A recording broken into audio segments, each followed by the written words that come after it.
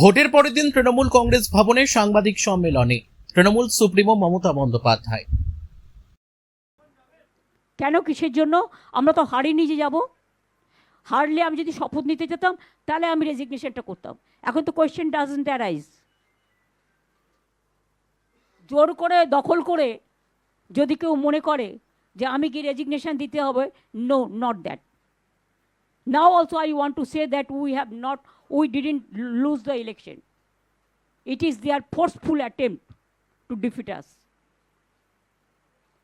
Officially, they may, through election commission, can defeat us. But morally, I am telling you that we won the election.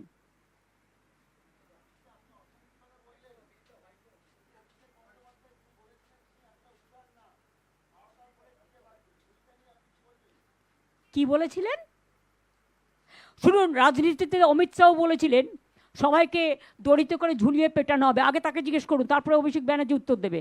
আর প্রেসটা আমি করছি, অভিষেক ব্যানার্জি করছে না। যা জিজ্ঞেস করার আমাকে জিজ্ঞেস করুন।